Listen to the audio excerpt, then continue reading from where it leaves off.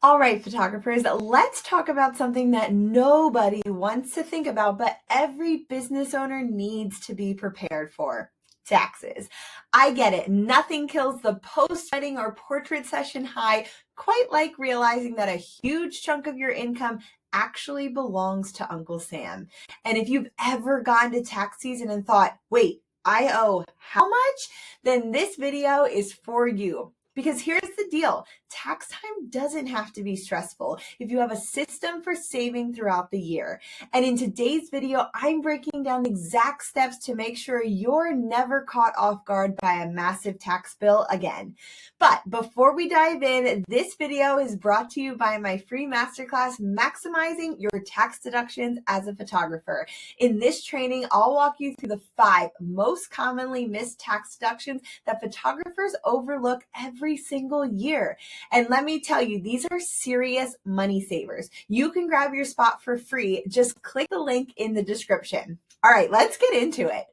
First things first, how much should you actually be saving? The general rule of thumb is to set aside 25 to 30% of your income for taxes. I know that might sound like a huge chunk, but here's why. A self-employed photographer, you're responsible for both income tax and self-employment tax. In addition, the exact percentage depends on where you live, your deductions, and your overall income. So this is just an overall percentage of what you should be doing, but you can narrow it down as you do it 1 or 2 years to figure out the exact percentage that you need to save. And lastly, if you're consistently setting aside 25 to 30%, you won't be left scrambling when tax time rolls around. But wait, what if you don't know how much you're making each month?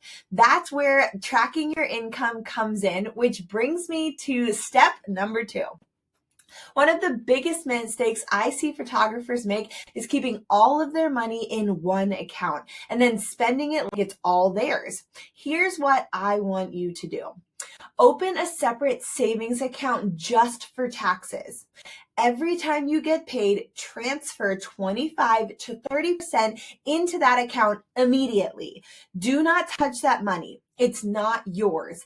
Think of it as money that already belongs to the IRS. Trust me, this one shift alone will save you from so much tax season stress. Plus, if you have any left over in the account after paying your taxes, you can transfer it back to your business account as an end of year bonus. This little trick is one of the big reasons I now look forward to tax season. I get excited for the potential opportunity to invest in myself, purchase new gear, or do something fun for my family that I wasn't planning on.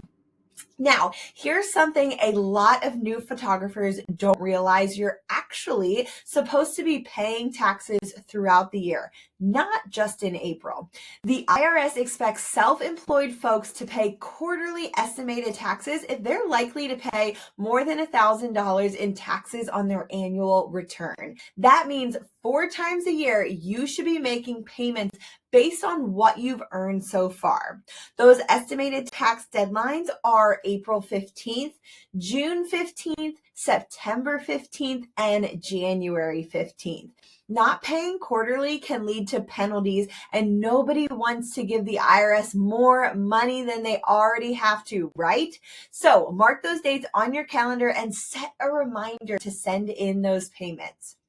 Another game changer for saving on taxes is tracking your income and expenses in real time, not just trying to piece it together at the end of the year. Why does this matter? Because every legitimate business expense reduces your taxable income, which means you owe less in taxes.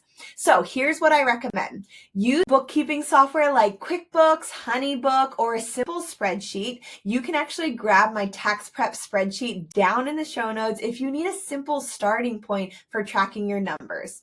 Second, categorize every expense as it happens. This includes gear, software, education, travel, and more. Any expenses that hit your bank account need to be categorized.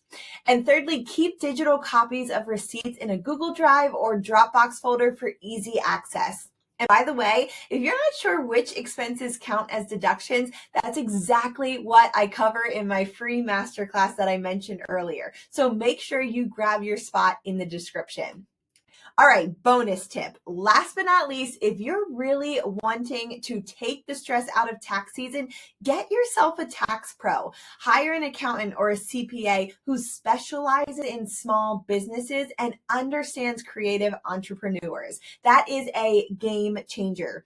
They'll help you maximize deductions. They'll make sure you're setting aside the right amount of money, and they'll take care of the complicated stuff so you can focus on running your business. I always say you are a photographer, not a tax expert. Let someone else handle the heavy lifting so you can stay in your creative zone. All right, let's do a quick recap.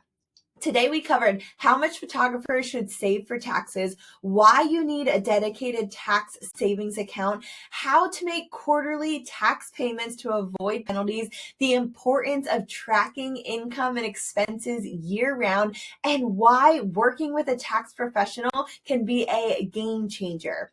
If this helped you, be sure to hit that like button and subscribe for more photography business tips. And don't forget to grab my free masterclass, Maximizing Your Tax Deductions as a Photographer. I'll walk you through the 5 most commonly missed deductions so you're not leaving money on the table. Click the link in the description to grab your spot now,